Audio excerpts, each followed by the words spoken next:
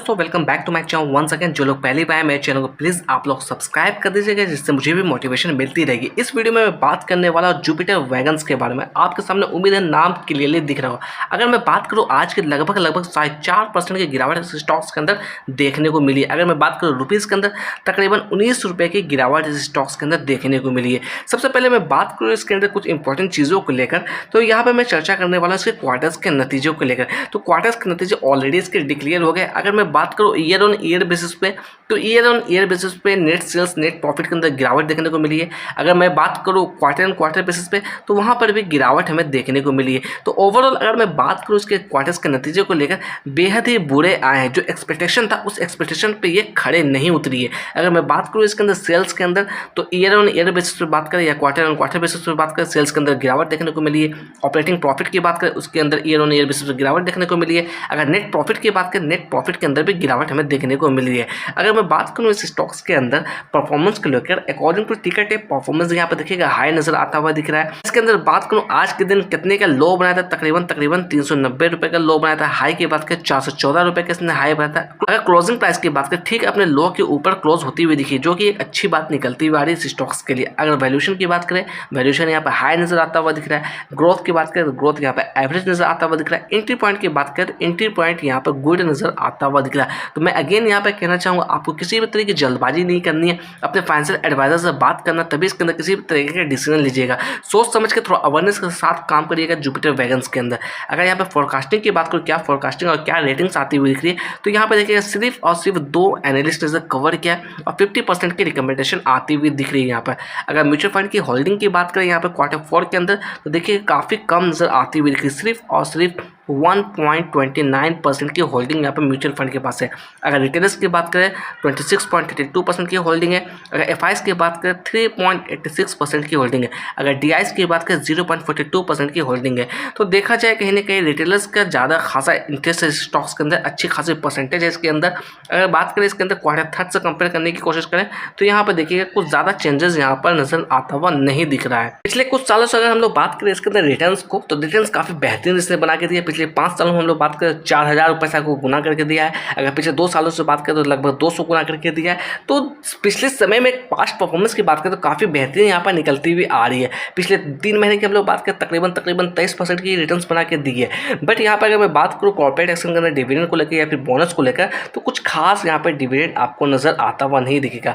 साल 2024 की बात करें, इसने 3 बार डिविडेंड दिया है, बट कुछ खास अमाउंट यहाँ पर नजर आता हुआ नहीं दिख रहा है। यहाँ पे देखिएगा अगर मैं बात करूँ 1 डे के टाइम फ्रेम पे चार्ट को लगा रखा है। यहाँ पे सबसे पहले बात करूँ, ये जो लेवल्स दिख रहे हैं, ये है लेवल्स तकरीबन 750 के लेवल्स की। मैं बात कर रहा हूँ जुलाई 2024 की, ठीक आज से 1 साल पहले की। वहाँ से हम लोग बात करें तो इसके अंदर एक तरफा गिरावट हमें देखने को मिली।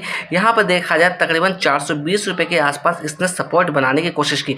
यहाँ से इसके अंदर अच्छी खासी रिकवरी भी दिखाई। इसने तकरीबन 550 के लेवल्स को टच किया, उसके बाद वापस इसके अंदर गिरावट हमें देखने को मिली। अगर हम लोग बात करें यहाँ पर, तो यहाँ पर थोड़ा सा मैं आपको जूम इन करके दिखाने की कोशिश करूँगा। ये जो लेवल्स देख रहे हैं, ये जो लेवल्स है, ये है आपका फरवरी का। यहाँ पर इसने बॉटम बनाया तकरीबन 270 रुपये के आसपास। उसके बाद वापस से अच्छी खासी रिकवरी इसके अंदर देखने को मिली। और यहाँ पर इसने तकरीबन 440 रुपये के लेवल्स को टच किया। उसके बाद इसके अंदर रिजेक्शन हमें देखने को मिली। अगर हम लोग बात करें पिछले 2 दिनों से, तो यहाँ पर देखिएगा लगातार बियरिश कैंडल का फॉर्मेशन होता हुआ दिख रहा है। अगर हम लोग बात करें यहाँ से सपोर्ट लेवल्स के लिए, अगर यहाँ पे बात करो, ये जो आप रेंज देख रहे हैं, इसकी मैं वैल्यू की बात करूँ, ये वैल्यू निकलती हुई आ रही है 330 से लेकर 335 तक। अगर यहाँ से ये स्टॉक्स गिरावट दिखाते हैं, तो मे भी कहीं ना कहीं यही पहला सपोर्ट होना चाहिए। मैं किसी भी तरह की श्योरिटी की बात नहीं कर रहा हूँ, सिर्फ और सिर्फ पॉसिबिलिटी की बात कर रहा हूँ। अगर नेक्स्ट सपोर्ट की हम लोग बात करें, तकरीबन 300 रुपये के आसपास लेवल्स निकलती हुई आ रही है। तो थोड़ा सा अवेयरनेस के साथ काम करना, क्योंकि उसके क्वार्टर्स के नतीजे बेहद ही बुरे आए हैं। अगर हम लोग बात करें अप साइड में रिजेक्शन लेवल्स के लिए, तो ये जो रेंज देख रहे हैं, यही हमारे लिए पहला रिजेक्शन लेवल आता हुआ दिख रहा है। अगर हम लोग इसकी रेंज की बात करें, क्या रेंज की वैल्यू निकलती हुई आ रही, तो तकरीबन 523 रुपये से लेकर 484 रुपये के आसपास आती हुई दिख रही है। यानी कि 484 से लेकर 523 का जो रेंज है, ये हमारे लिए पहला रिजेक्शन लेवल्स आता हुआ दिख रहा है। अगर मैं बात करूँ इसके अंदर 50 डे मूविंग एवरेज की वैल्यू के बारे में, तो इसकी वैल्यू निकलती हुई आ रही है 368 रुपये। अगर हम लोग करंट प्राइस की बात करें, ये वैल्यू है 392 रुपये के आसपास।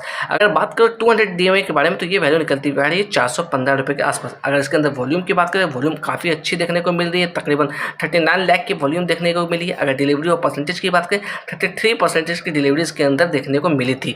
लास्ट ट्रेडिंग सेशन के दिन। अगर मैं बात करूँ इसके अंदर क्या फोरकास्टिंग आती हुई दिख रही है ट्रेडिंग व्यू की तरफ से, मैं वो भी आपको दिखाने की कोशिश करूँगा। क्या टेक्निकल्स आती हुई दिख रही है, मैं वो भी आपको दिखाने की कोशिश करूँगा यहाँ पर। देखिएगा यहाँ पे एक एनालिस्ट ने कवर किया। मैक्सिमम एस्टीमेट की बात करें तो 607 निकलती हुई आ रही है, मिनिमम एस्टीमेट की बात करें तो 607 निकलती हुई आ रही है। तो देखा जाए तो कहीं ना कहीं इस दोनों लेवल से काफ़ी नीचे ये ट्रेड करता हुआ दिख रहा है। तो थोड़ा सा आपको अवेयरनेस दिखानी है इस स्टॉक्स के अंदर, किसी भी तरह की जल्दबाजी नहीं करना। मैं किसी भी तरह का आपको बाय और सेल का रिकमेंडेशन यहाँ पर नहीं दे रहा। आपको सोच समझ के काम करना है, अपने रिस्क के हिसाब से काम करना है।